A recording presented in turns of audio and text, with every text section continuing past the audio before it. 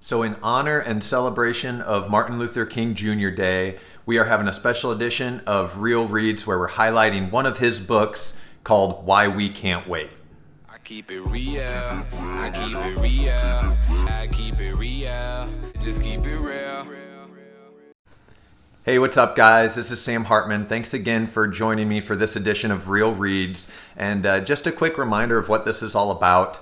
This is just my personal journey into becoming a better reader, a more proficient reader, a more intentional reader. It's a goal of mine every year to read more books, and this is just a way that I'm going to kind of further do a deeper dive into what I'm reading, understanding it better, and also holding myself accountable to the things that I'm reading as well. So as much as sharing this information with you, though, I want to know what you guys are reading, what's important to you, what maybe should be next on my read list, and I can add that to the list as it continues to grow and grow. And if I've got great reads stacked up, hopefully I'll read even more fervently and more often, and be adding to these videos each week and month too. So I want to hear from you what you guys are reading, but I also want to hear what your thoughts are on today's highlights, what your thoughts are on kind of the sentiment of everything, and if you're going to go out and read the book, I'd love to hear what your thoughts are on it yourself as well. So the book I'm highlighting today is one by Martin Luther King Jr. It's called Why We Can't Wait. And how I found this book, I only have to go back to not even a year ago with all of the social unrest that was going on in our country, the deaths that were happening in the black communities at the hands of police officers. And I really didn't know what my feelings and emotions were. I didn't know how to process them. I remember there being a phrase going around that white silence is white violence. And I didn't know how to feel about that because the last thing I felt was qualified to comment on what was happening in the world. And the last thing I thought the world needed was another white man's opinion on the matter. So I was really confused by that. And that kind of just started my thought process and journey into finding, how can I inform myself? How can I be more comfortable with these feelings and emotions and take next steps to becoming an ally to those disenfranchised and to the black community and to those that are suffering. So that's what led me to Martin Luther King Jr. Obviously, when those thoughts come to mind, he was the first person that came to my mind. And I know he's written a lot of books, and I'm fairly unfamiliar with him other than what you hear about on Martin Luther King Jr. Day or in school or anything like that. So I thought he was a great place to start. So I looked at his book list, and the name of this book just jumped off the page at me. Why We Can't Wait. And it just jumped out of the page, hit me in the face, and I thought this book is something that's going to probably resonate really well with what's happening in the world today, and be really applicable to maybe some of the things that we're seeing and hearing in today's world. So I scooped it up, and that is really drives home the sentiment of how I felt about this book. This book was written in the 1960s. It was written 100 years after the Emancipation Proclamation, and I could not believe the parallels and similarities in 1960s America and the America that 2020, 2021, and that we've been experiencing, maybe more in shadows, but really came to light in 2020.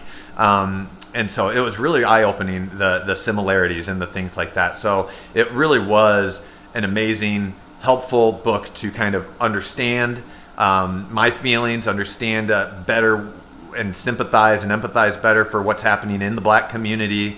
And it was amazing. So I highly recommend this book to anyone that maybe has those feelings of not sure how to talk to their friends and family about it, not sure how they truly feel about it.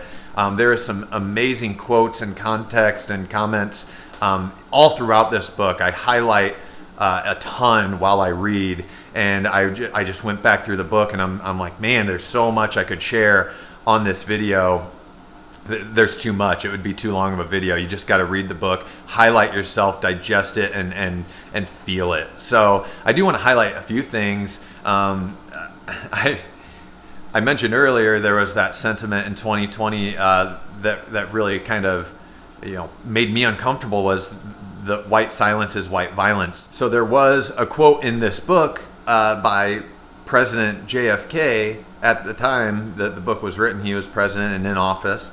And it harkens to the sentiment that really made me uncomfortable about white silence is white violence. And the quote by JFK in this book read, "The heart of the question is whether all Americans are to be afforded equal rights and opportunities.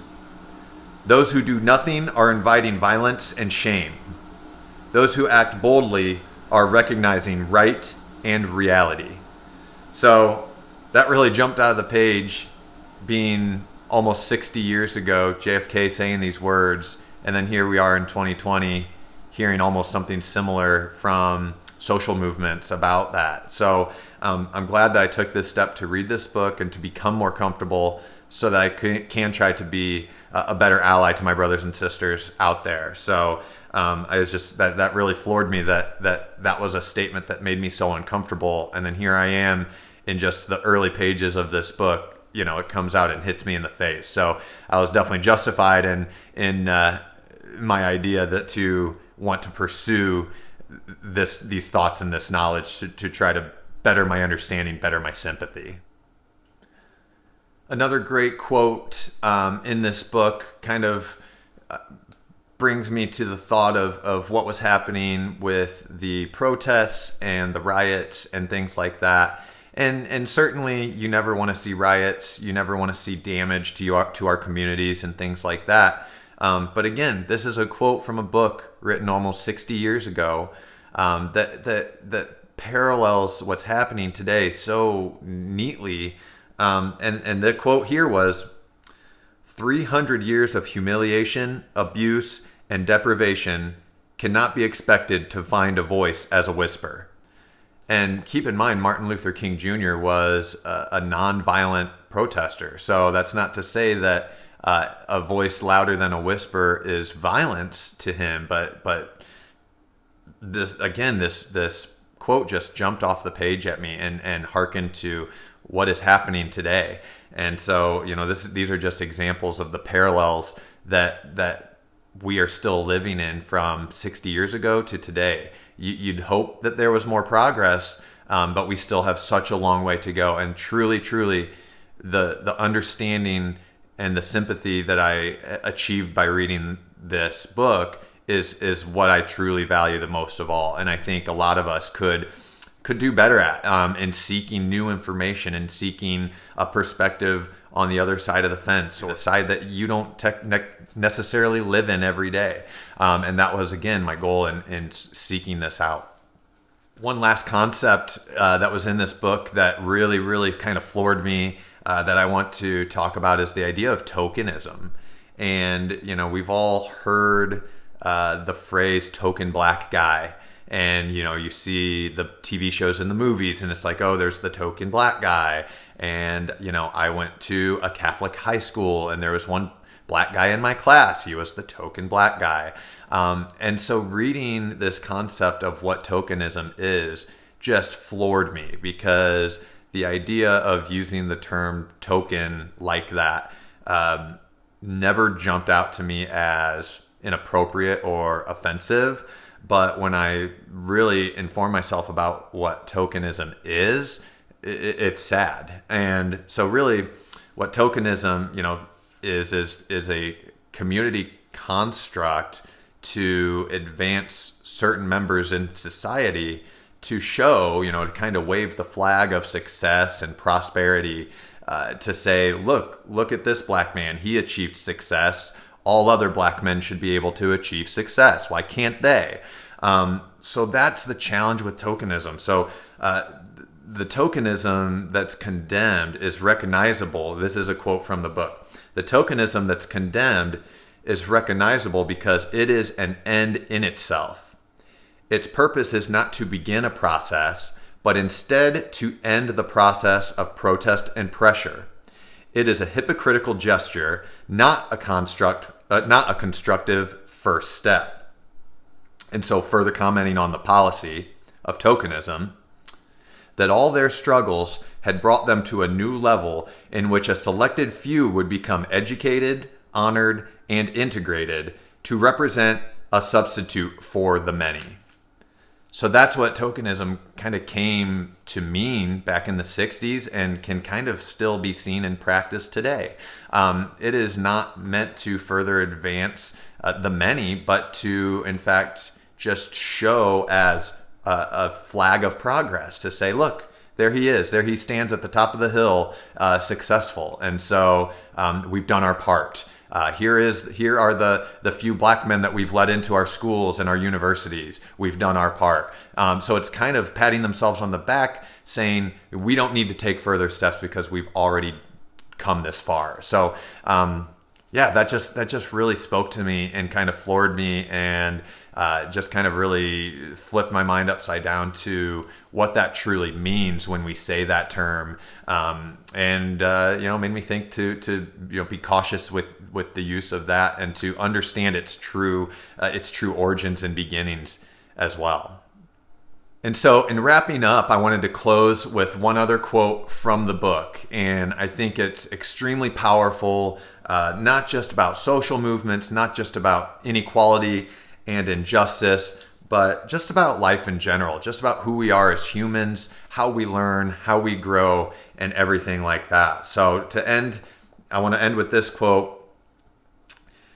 Human beings, with all their faults and strengths, constitute the mechanisms of a social movement. They must make mistakes and learn from them, make more mistakes and learn anew. They must taste defeat as well as success and discover how to live with each. Time and action are the teachers. So that's really, really what this whole Real Read series is about. Is our education might end with, or our schooling might end maybe with a high school degree, maybe with a college degree, maybe with a master's or a PhD or something like that. But that's the end of your schooling. But our education should never end.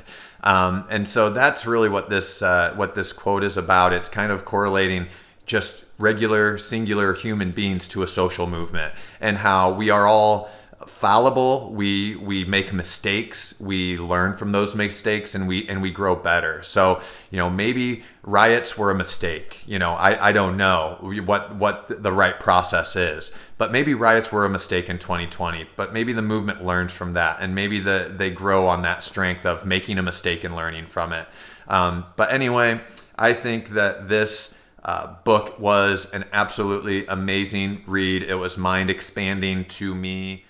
I cannot recommend this book enough to everyone out there. So again, on this MLK Jr. Day, in celebration and in honoring him, I encourage you to go pick up this book, buy it on your Kindle, buy it in a bookstore. It was a fairly quick and easy read, was not too difficult to digest, but definitely one that I recommend maybe reading slowly, taking notes on, highlighting a lot of, and giving your mind and your body the chance to digest the information that's there and to really listen to how you're feeling about it. Maybe talk to a spouse or talk to a friend, or maybe talk to a friend in the Black community about what you're reading and experiencing during while reading this book, and see what their experiences is like. Maybe they'll be able to tell you the parallels that they experience in life as well too. So I definitely encourage that. Can't recommend this book enough. Hope you guys go out and give it a read. And again, I'd love to hear your thoughts and comments on what I had to say about this book. But more importantly, I hope you go out, get it, and find out for yourself. Thanks for staying with me, guys. Look forward to seeing you on the next episode of Real Reads.